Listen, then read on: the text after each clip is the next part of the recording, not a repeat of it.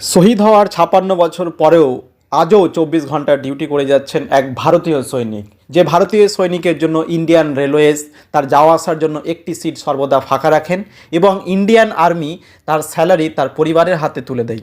কথা বলছি 23 পাঞ্জাব রেজিমেন্টের এক বীর সৈনিক হরভজন সিংয়ের কথা, যিনি শহীদ হয়েছিলেন ৪ঠা অক্টোবর ১৯৬৮ সালে সিকিমের নাথুলা পাসের নিকট। যে সৈনিক শহীদ হয়ে যাওয়ার পরেও আজও শত্রুপক্ষের সমস্ত সিক্রেট প্ল্যান ভারতীয় সেনাবাহিনীর উচ্চপদস্থ আধিকারিকদের স্বপ্নে এসে জানিয়ে যান। হরভজন সিংয়ের কর্মজীবন শুরু হওয়ার আগের জীবনটা তাহলে একটু জেনে নেওয়া যাক।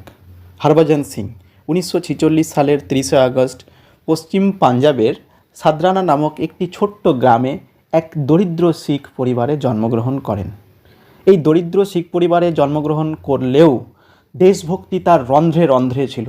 ছোটবেলা থেকেই হরভজন সিংয়ের স্বপ্ন ছিল তিনি ভারতীয় সেনায় নিযুক্ত হয়ে দেশের সেবায় নিজেকে নিয়োজিত করবেন।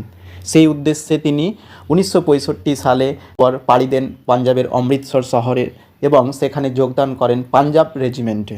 তারপর পাঞ্জাব রেজিমেন্টে যোগ দেওয়ার পর হরভজন সিং ধীরে ধীরে হয়ে ওঠেন পাঞ্জাব রেজিমেন্টের এক বীর যোদ্ধা, যার রন্ধ্রে রন্ধ্রে ছিল দেশভক্তি আর ভারত মাতার প্রতি এক অবিচল শ্রদ্ধা।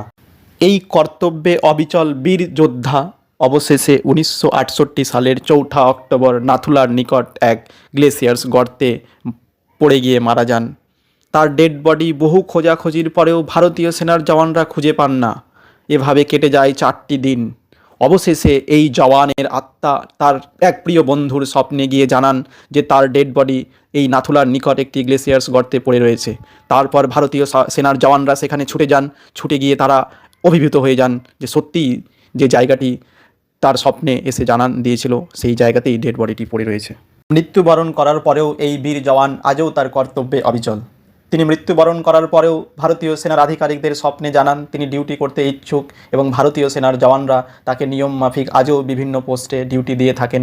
যে দুর্গম জায়গাগুলোতে ডিউটি তিনি করেন সেই জায়গা থেকে দেশের সীমানা সুরক্ষা প্রদান করে থাকেন তিনি, এবং বিভিন্ন শত্রুপক্ষের যে সিক্রেট প্ল্যান সেগুলো তিনি ভারতীয় আধিকারিকদের জওয়ানদের স্বপ্নে এসে জানিয়ে দেন, এবং প্রত্যেকটি প্ল্যান আজ মিথ্যা প্রমাণিত করতে পারেনি পৃথিবীর কোনো ইন্টেলিজেন্স এজেন্সি।